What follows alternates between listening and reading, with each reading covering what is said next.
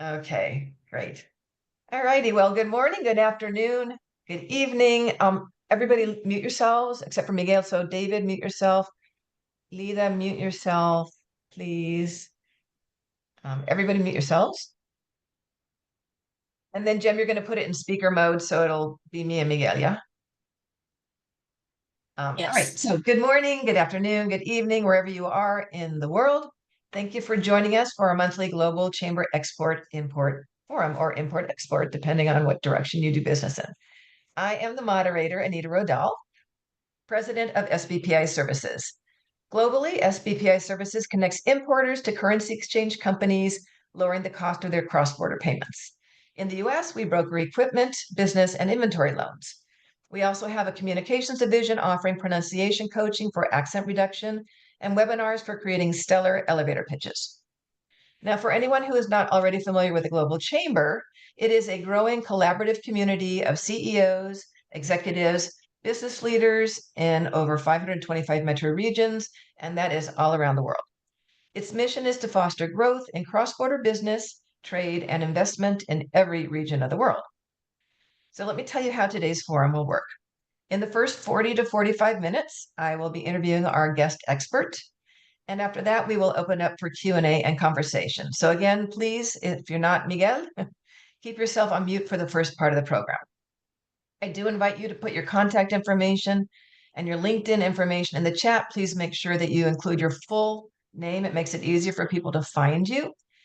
And don't forget to save the chat. All right. So today, as I said, we're very lucky to have with us the amazing Miguel Puga. So let me tell you about Miguel after I stop the chats from popping up in my neck of the woods. Okay. Miguel Puga is the managing director and partner at IBF International. He is an international business consultant who specializes in helping companies open their doors in other countries and facilitates his clients' ability to sell their products and or services in Canada, the US, Mexico, Spain, and Bolivia.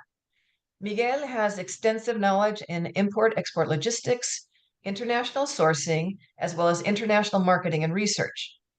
He also helps companies reduce their costs and optimize their processes to increase their profit margins with Lean Six Sigma.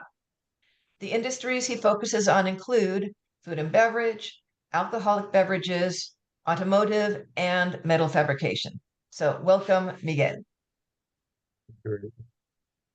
All right, so we're going to start off with my standard 3-question icebreaker series for Miguel, just to learn a little bit about him real quickly before we dive into the more intense stuff. And today will be intense. Sorry about that, Miguel. So, first question for you, Miguel, is what got you into this line of work? Well, I was originally enrolled in university in finance, but then I went to Canada to study English and so on, and got to experience different culture, language, meeting people from other countries, and I liked it quite a bit. So I changed my degree to international business. Very cool.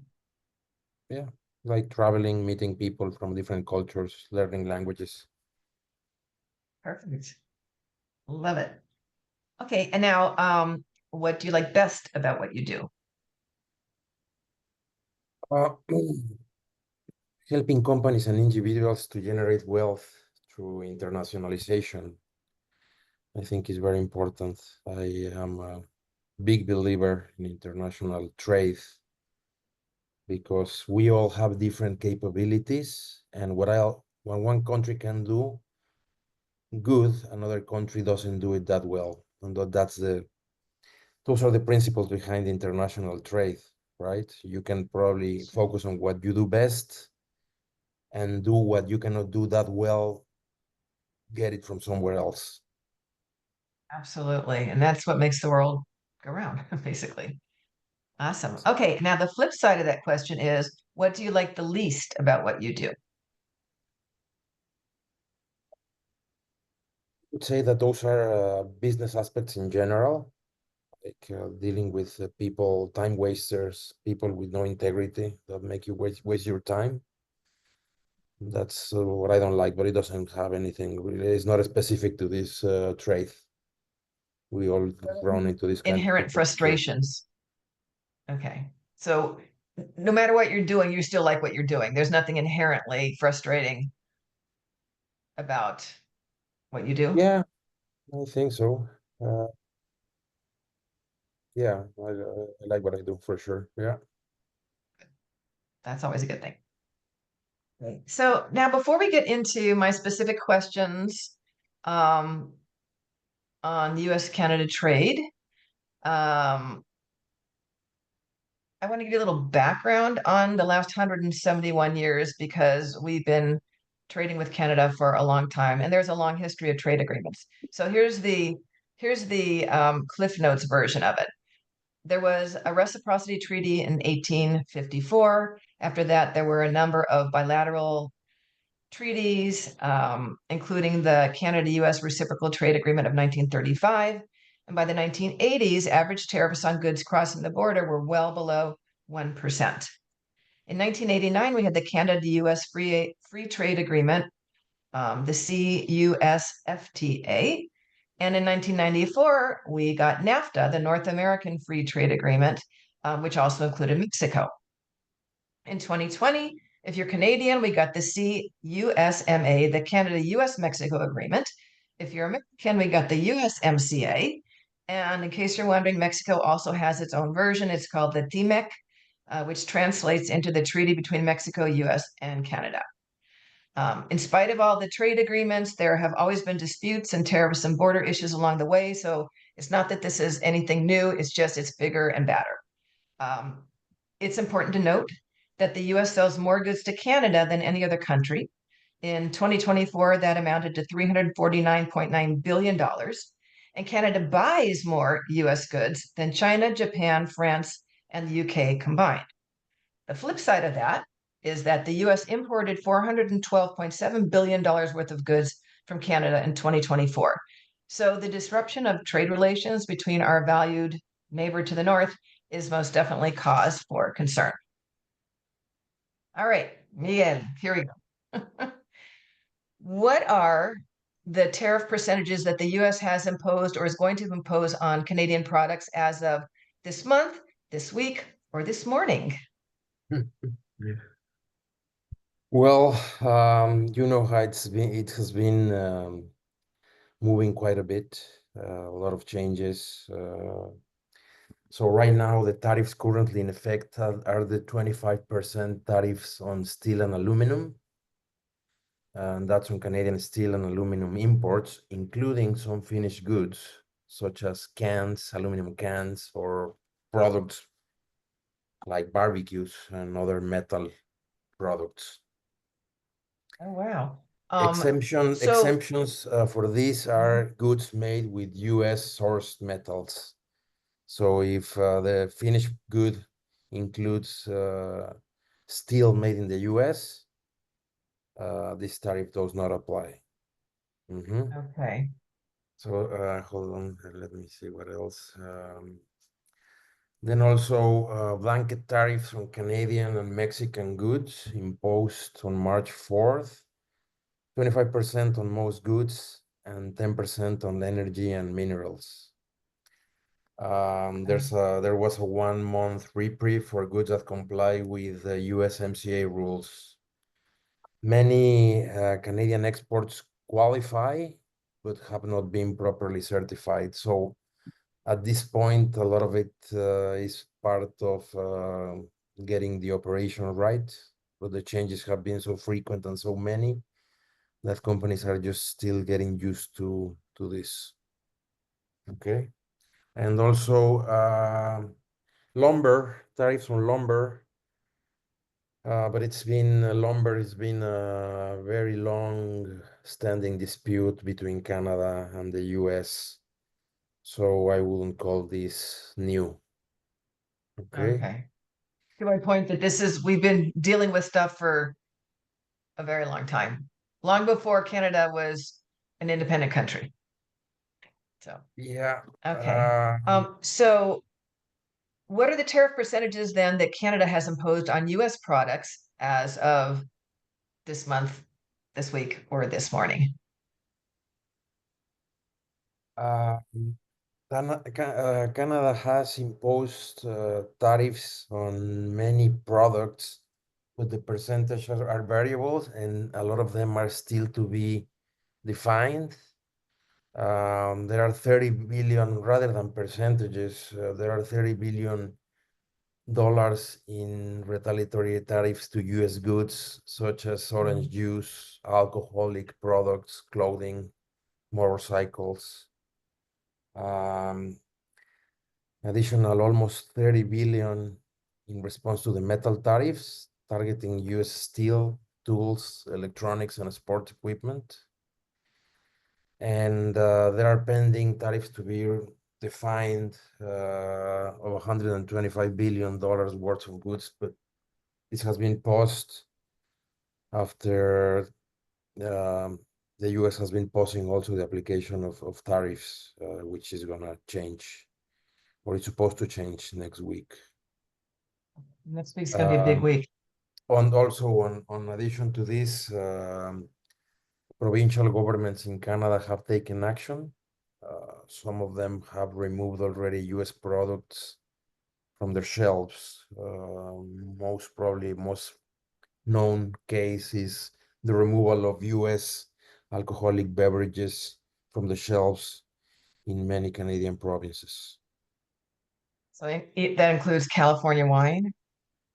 Yeah, and all the US bourbon is gone. Wow. Okay, this is not good.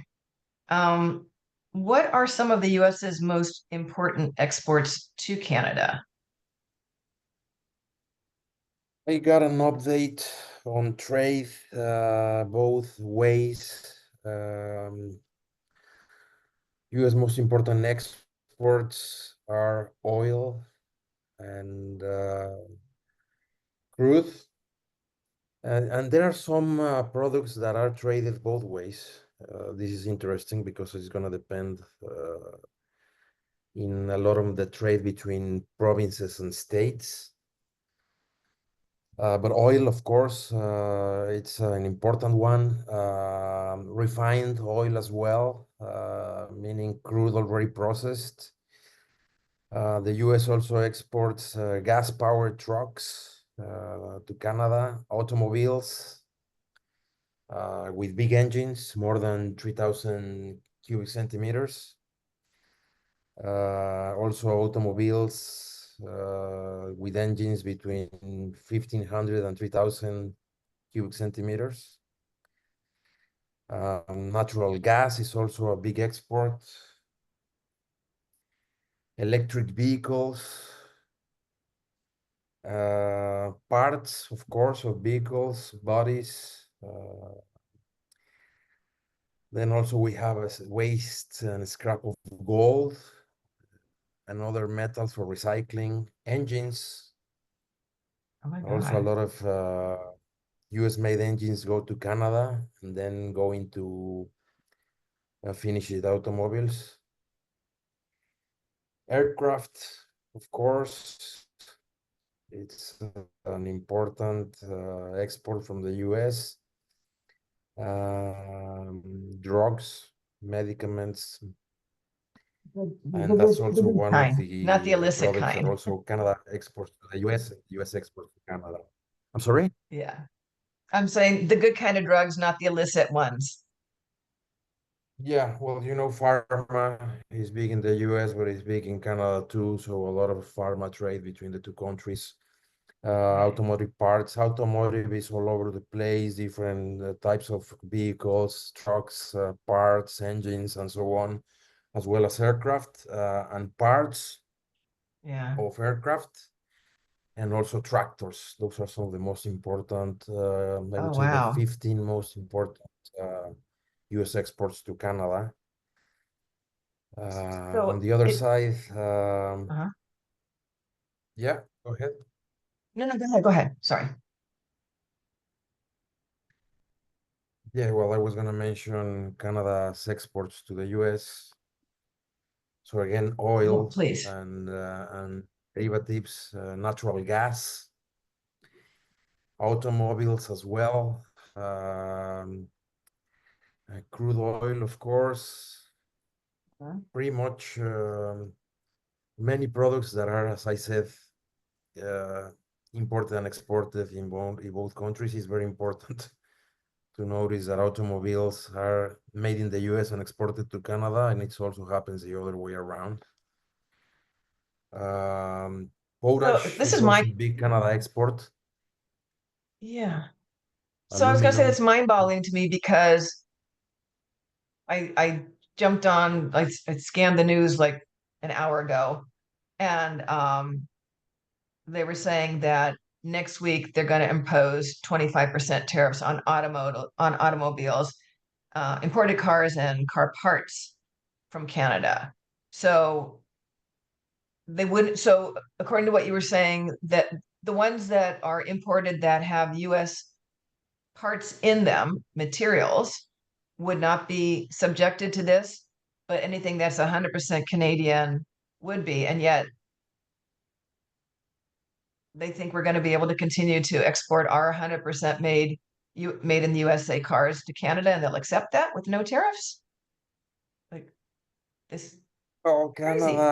what Canada is doing is just trying to put reciprocal tariffs. So whatever the US is going to impose on Canada, Canada is going to do the same thing. Yeah, Okay. And right yeah. now the tariffs, as you said, for vehicles that are not made in the US, companies will have to prove what is the US component in those vehicles, and they'll have to pay tariffs on the difference, which is going to be quite a task to determine because you have the bill of materials of a vehicle, of a car, you know how That's complicated that's going to be. And breaking it down to wow. determine what is and what is not made in the area or in the US and so on is going to be a lot of fun. That's crazy. So I was going to ask you about like symbiotic relationships, but you've already kind of touched on that. There's US parts going into things that are assembled in Canada. They do things there, it comes back here. Very similar to what happens with the maquiladores in Mexico that we talked about last month. So definitely there's symbiotic relations in in trade on both sides of the border, and those will largely be exempt, but there's still a whole lot that that's going to get taxed, and the effort that's going to go into figuring out what's going to get taxed or tariffed, if you will, um, is going to take a Yeah, lot of I time and would say effort. that a couple of examples of those relationships would be, well, automotive industry for sure, oil and gas, well, Uh-huh. mostly oil. Crude that comes from Canada goes into the US, is refined there, processed there, and then goes back to Canada, a transformed product, petrochemical or else. But for example, I found a very interesting graph that shows the the steps that are, for example, a transmission model of an automobile has to take. For example, it starts in Canada when scrap metal is shipped from Canada to the US to a smelter. Then that steel, once melted, is processed, and then parts are made in the US, which are sent to Canada. Then at the same time, some housings from Mexico go to Canada to the same plant where it integrates US and Mexican components and other components. And some other parts from the US go to Canada as well. And then that transmission is sent to a US assembly plant to be, put into a car. Uh, and then that car goes to the US, and it can also happen the other way around. So a lot of parts, a lot of components will move between the three countries, sometimes between Canada and the US, even a few times. So it's quite complex and it's quite integrated. And it has been so for many, many years. So trying to tear it apart right now via tariffs and protectionism like that is going to be difficult and it's going to take some time. And I think the end result is going to be inflation and price increases for everybody involved. Yeah, I would agree with that. So in what you do, your experience, as we said before, is food and beverage industry, including alcoholic and non-alcoholic, automotive and metal fabrication. So this stuff is definitely hitting home for you. But how did you get into those areas of specialty? They're very diverse. Yeah, well, our specialty, our expertise is in opening doors. So basically, we have worked for more than 20 years with companies from different parts of the world. And what we do is to find the main players on any given industry and then go and knock on their doors if we don't know them already. Okay. And so these industries that you mentioned is just the ones that have higher demand. It's not and is not that there's a specific reason of going into them, but usually we get more companies on these sectors asking us to help them to get into the market. So that's why we have probably more experience in those industries than some others. That makes perfect sense. Now, and you touched on it a little bit, but what are some of the main reasons that clients come to you for help in opening up in Canada? Um, and are these in large part US companies or do they come from all over the place? Well, we started working with Mexican companies. We worked a long time with Mexican companies, but then we also started working with Spain and then Portugal. So right now, even though we have worked with companies from different places, Colombia, uh, Peru, Panama, Mexico, Spain, and Portugal, most of our clients right now are in Spain. Oh, interesting. And what is it? Why do they specifically want to open their doors in Canada? Is it they're going to manufacture there or they're going to distribute there? Or like, why are they seeking out Canada? Uh, Canada, of course, is a very interesting market, has a lot of potential. It has a trade agreement in place with the European Union. Uh-huh. And from my point of view, it's a friendly market. And sometimes companies that want to enter the North American market, my advice is to start with Canada first. It's a smaller volume, of course, but it's a good experience to have before actually hitting the US market, which is way bigger and more difficult to get into. Okay, awesome. Now, same question with regard to the US, because you help people also open the US, correct? That is correct. So what are some of the main reasons why people come to you for help in opening in the US? And what countries do they normally come from? Same thing in the US, we have worked mainly with Spanish, Mexican, Portuguese, and Colombian companies. Um, they come to us because of our experience, the references that we have in the market, and success stories that we have helped companies in getting into the market. So on both sides of the borders, is there a similarity in terms of what percentage of them are manufacturing versus distributing versus simply like setting up their brand recognition, like retailing kind of a thing? Um, I would say that probably 80% are manufacturers. Another 10% would be services, and Mhm. maybe 10% are trading or distribution. Okay. So if you have Like what types of alcoholic beverages would be manufacturing in Canada?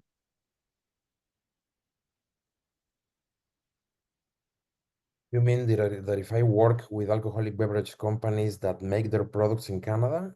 Yeah, yeah. Well, Canada is a wine producer, also a spirits producer and beer producer. I have not gotten to work much with Canadian producers of alcoholic beverages. Usually, I help foreign companies to get into the Canadian market and the US market. Okay, got it. I, Okay, I can do so it, I can do it the other way around too. It's just that I have not gotten a demand to do so so far. got it. No, that makes sense. Um, so since this whole trade thing started, have you heard from any of your clients if and how the new trade tariffs in either direction are affecting the people that are already doing business now that you've already helped to open business in Canada or the US? Like, have any of them given you any feedback or called you in despair? Well, that's definitely generated more attention in the Canadian market. A lot of companies that were planning to go to the US have those plans on standby right now till they figure out what's going to happen.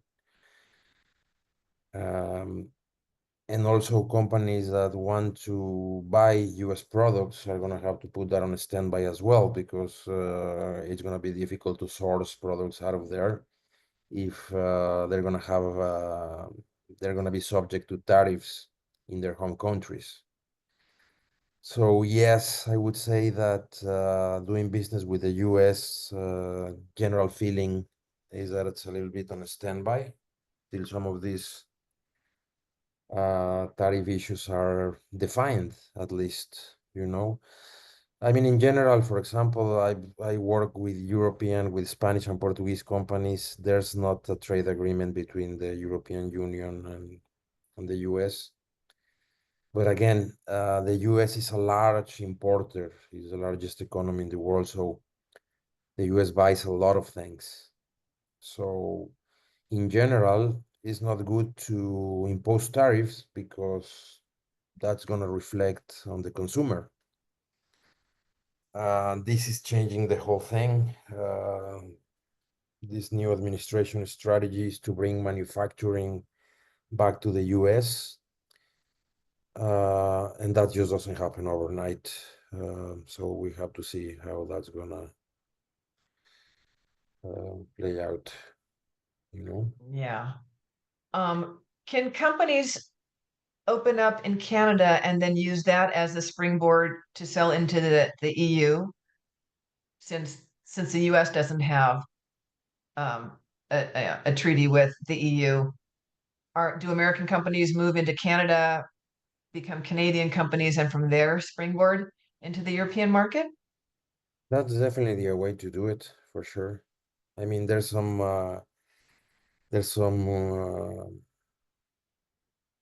rules of origin, of course, that probably need to be addressed, but I think that's a good way to do it, definitely. And, I mean, but if all the raw materials were in Canada, I mean, they could, in essence, literally just become a new Canadian company doing 100% Canadian materials if that was what they were, what their industry was, um, and then sell into the union. They wouldn't have to worry about US versus being a US company trying to sell into the EU in case there are reciprocal tariffs that come down the pike. Yeah, that is correct. But I'd say that a lot of that is being done already. A lot of US companies have Canadian subsidiaries. That's very common to Oh, see, very common okay, to that makes find. sense. And the reason I'm even bringing that up is because this morning it was also reported that the White House was warning the EU and Canada that they will face larger tariffs if they ally with each other. And I think I mentioned that before, but it bears repeating that, you know, Well, I don't know how an alliance would look like, but the trade agreement between Canada and the European Union has been in place already for a few years. And what is certain is that everybody's just gonna start to look for other markets and for other sources of supply. Yeah, and there's a lot of big populations out there. We're not the only one. So, um, okay, so you think that okay, yeah, I was going to ask you about these new trade tariffs being deterred, and you said that it's already putting a lot of things on standby. So, a new client comes to you that wants to from the US that wants to open up in Canada. Are you going to do anything differently, or are you doing anything differently this past month or two since all this started? Like, how is it affecting how you work with your clients per se? I would say that we have to look at it on a case by case scenario. It's difficult to to have a general outlook of the whole thing. I guess it depends on the industry. It depends on what they want to do. We have to look at each case differently for sure. We have to be very cautious, and there may even be some times where projects cannot be started at this point until some of these things are finally in place and we know what's going to happen, which doesn't seem to be very easy to understand right now. What happened? It's just that it's going to change again. So, um, Exactly. I mean, there's nothing definite, so it's hard to plan, to do even strategic planning with something like this. yeah, So generally, it's yeah, either you have a clear scenario of what's going to happen, or you start going somewhere else. yeah. Do you have any like gut feeling about is it all going to calm down anytime soon? I mean, if the US imposes 25% tariffs and the other country, whichever it is, Canada or EU or Mexico, imposes 25, we're back at par. It serves nobody except that it sticks it to the consumer because that's who pays for tariffs. So do you have Exactly. any gut feeling about where this is all going to end up? Like, do you have a crystal ball that we don't have? Well, I think it's gonna bring a lot of problems to a lot of industrial sectors, and what I have seen in the news and so on, there's a lot of people in the U.S. industries and so on that are very unhappy about the whole situation. So it's just too soon right now to be able to predict something, but we'll see. I would say that towards the middle of the year, how things are going and what the US different industries and consumers are doing in regards to all these things, because it's definitely going to impact cost for everything. So we'll have to see how the US consumer is going to react, because then that's going to put pressure on their representatives in Congress and so on, which I understand that many of them are already holding town halls, and for what I've seen, a lot of them are not going that good. So that's pressure Yeah, is going to come from that side. But yes, good point. because I agree with you. I think that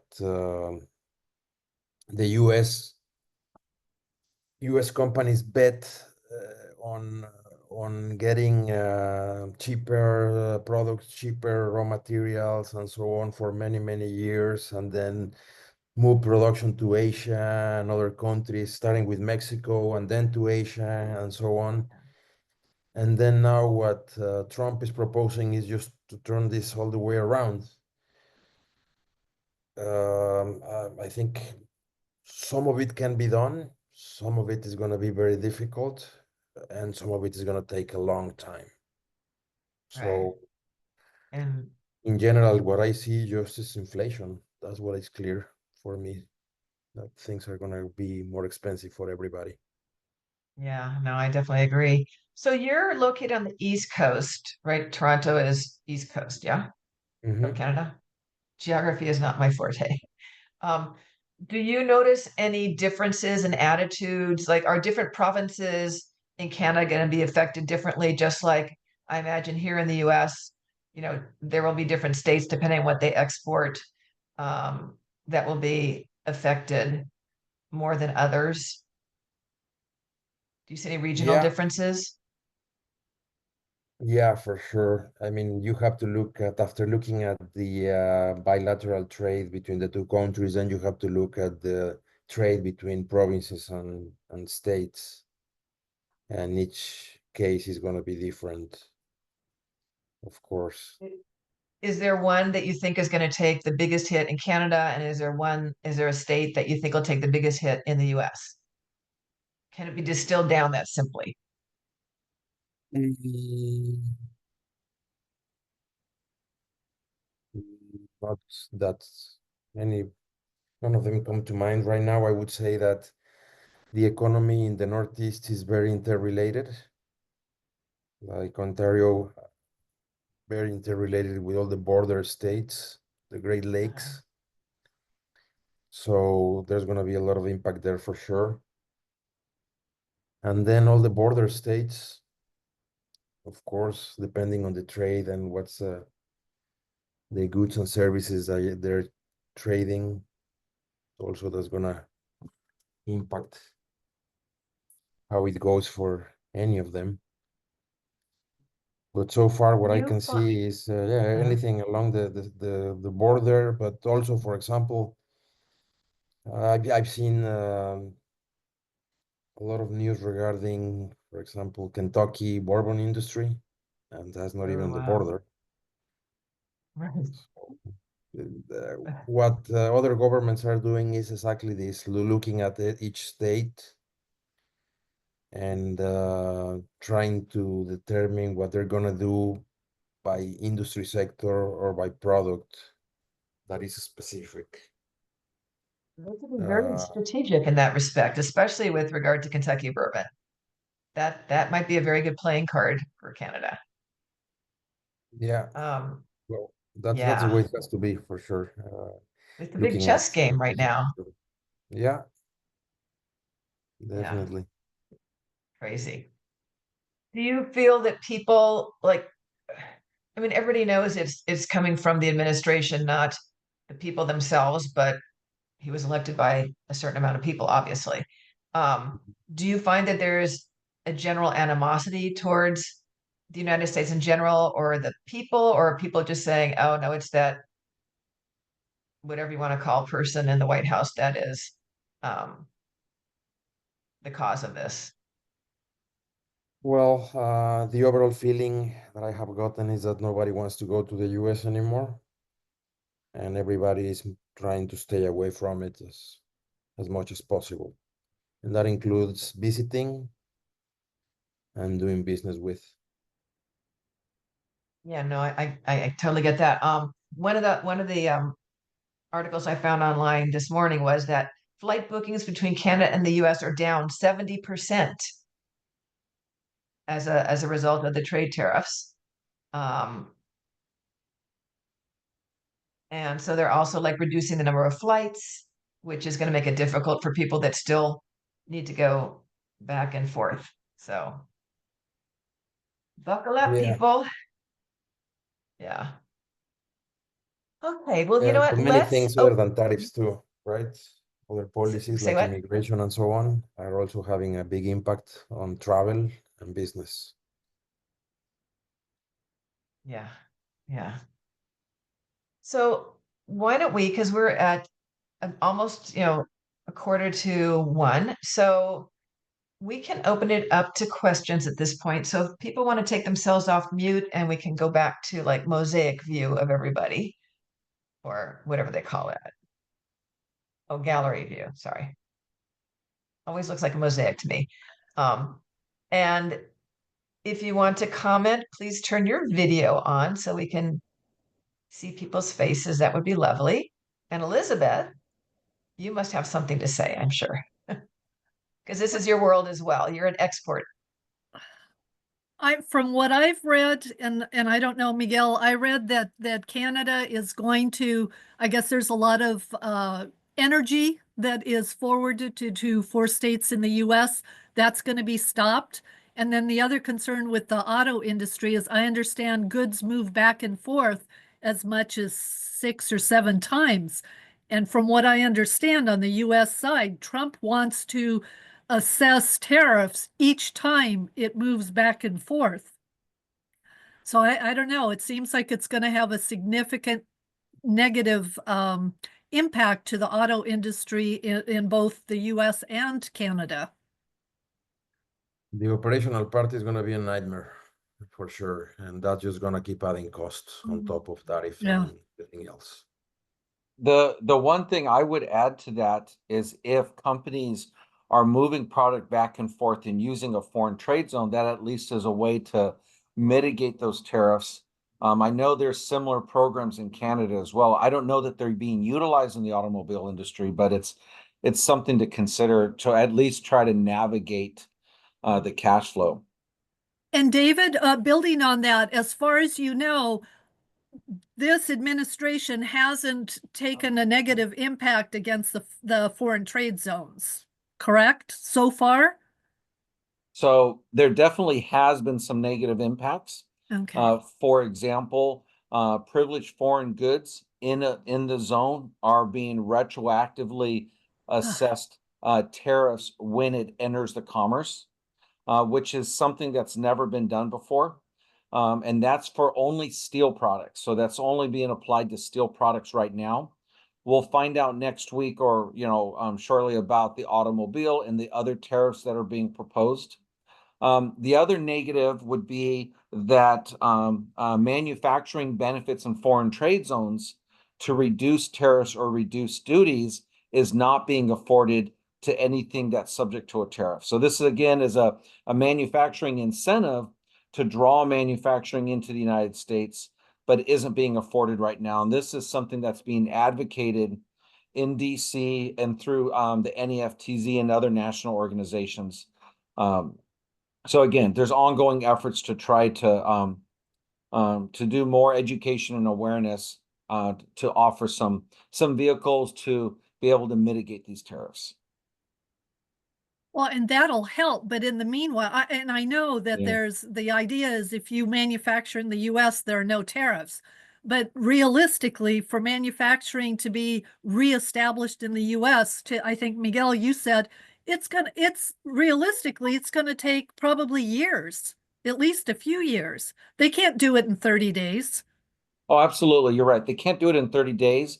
And if they were to change that philosophy to only issuing tariffs on finished goods and allowing raw materials and components to come in tariff-free, this would then incentivize final stage manufacturing in the United States, as an example.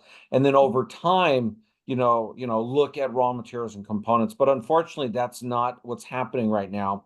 And so, foreign trade zones can only help you manage your cash flow, or if you export, it can eliminate the tariffs. But again, that's not everyone's business model. And so it's definitely having an impact. So I have a question with regard to automobiles. Let's say Trump got his wish. There was basically nobody was buying foreign cars anymore.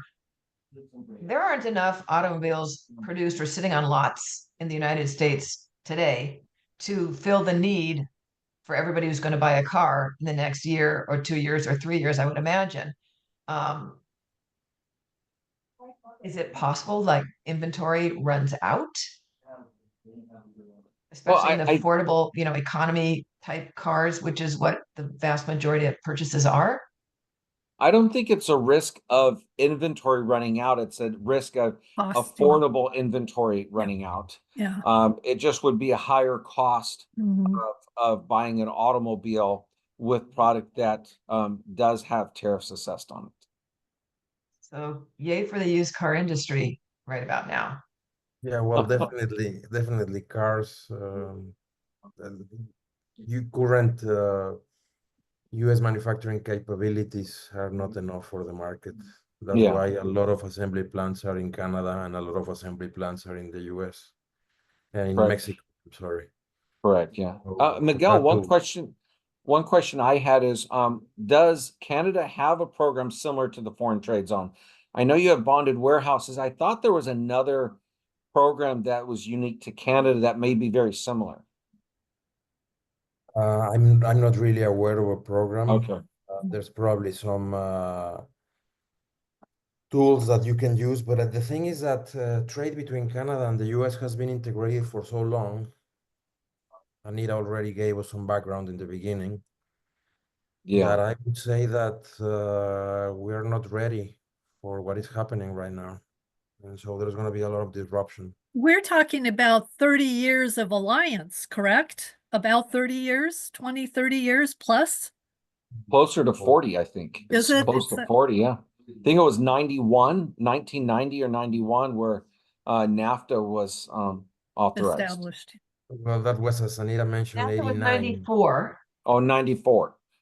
but the 94 is, Canada-US Free 94 Trade is Agreement was NAFTA 89. with Mexico, but the US and Canada, it's a free trade agreement since 89. Okay. It's Yeah. going to be 50 Well, years. actually 1935. Or if you go back to 1854, I mean, it's 171 years of Yeah. realizing it's good to work with your neighbors, good to get along. And Miguel, I remember years ago when I first got involved in trade, I heard the Honorable Kim Campbell talk about the US-Canada Free Trade Agreement and how there was concern in Canada, but then as they realized the opportunities, it just expanded. Now, did I understand, did you say that or did somebody say that Trump is saying that Canada should not develop an alliance with Europe? That's that's what he's saying, yeah. And it's on the news He yesterday can't or control today. that. Well, I guess he can and he cannot. Well, and it puts Canada or any of these economies, those well-developed global supply chains, now they have to be looking to other opportunities and other alliances because otherwise they would shut down. They have to look at other options. For sure. I think what he meant is that he doesn't want Canada and the EU adopting policies in common to hit the US. That's what probably he's referring to. That's But I mean, again, there's no way of controlling that. no, and from what I understand, Canada already has that alliance. It just hasn't been maximized, and this is what they're looking to do. And what other option does Canada have? And that's my concern in the US for our companies, because to maintain those global supply chains, once you break that, then these companies have to look at other options. And as those options open up, then that's gonna have an impact on the US and Canada and Mexico. Yeah, it's definitely a big disruption. It's a dream. We must be in a nightmare.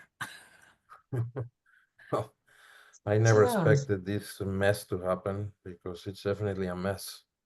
Well, now he's Uh, postponed it twice. You think there's a possibility? It would be interesting. Well, we'll find out next Wednesday if they postpone it. Yeah, for sure. It's gonna be a negotiating tool for sure. So he's gonna be using Here's the that to thing. get stuff that he wants in general. Yeah. But you know what? He's the one that negotiated the USMCA, and now he's going back on that. So credibility, I mean, you can come up with any agreement. The issue now is that nobody's going to trust us to keep our word because treaties evidently mean nothing. And that's just the talk of threatening to do something does a lot of damage to the relationship. What do you think, Paul? You popped in there. Yeah, I remember very clearly him saying that it was the best trade treaty that the United States had ever signed, had ever executed, the USMCA. And he has conveniently forgotten, I guess, that he said that. You're being generous, but that's the problem. To Anita's point, the credibility is it's so tarnished right now because everything he says, there isn't credibility and trust behind that. It's not supported. So why would these other economies have alliances with us? Yeah, I think I agree with you, Elizabeth. That's what I is agree. more worrisome. Because he last time he was president, he renegotiated the trade agreement, Renegotiated, yes. and now, I mean, he could have But the done the China- same again. It's just that he didn't want to do it. He just wanted to go straight. But I mean, he's not honoring a treaty that is in place, and that's not good And the for changes anybody. between the USMCA and NAFTA were really very, very minor. They were largely, but I mean, Trump has always considered the stock market to be the principal barometer by which his success in managing the U.S. economy has been measured.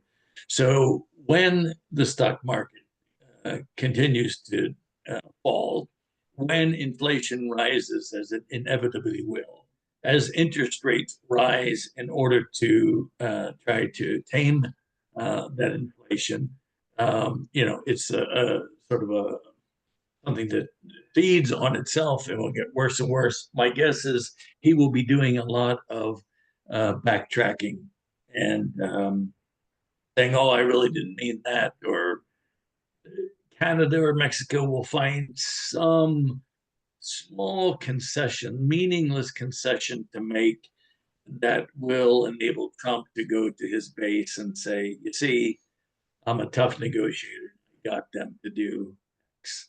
But in the meanwhile, all our economies suffer. And that Yes, of course. that damage is going to be long lasting. Of course it is. Yeah, for It's a sure. disaster. All Sorry. right, and we could ruminate on this all day long. It would give me great sadness. I would say pleasure, but no sadness. But it is what it is at the moment. We have to be keeping our eye on things and adjusting. And hey, it makes for a good conversation. So, Great. anyways, Thank you so much to everyone. Thank you. Yes. Yeah. Thank you, Paul. Paul. Thank you, So- Miguel. Bye. Yeah, awesome. So let me go ahead and wrap up here. Appreciate I'm everybody gonna being jump for here. another call. I'm sorry? Okay, go ahead. Yeah. Thank you so much, Miguel. We appreciate you sharing all your knowledge with us. And for everybody, I hope you enjoyed this. Join us next month on the fourth Thursday Thank you. of the Thank you. month. So next month it will be April 24th, which will be the fourth, but not the last Friday of the month. Okay. No. We'll wait, 31. Yep, no, it's the last one also.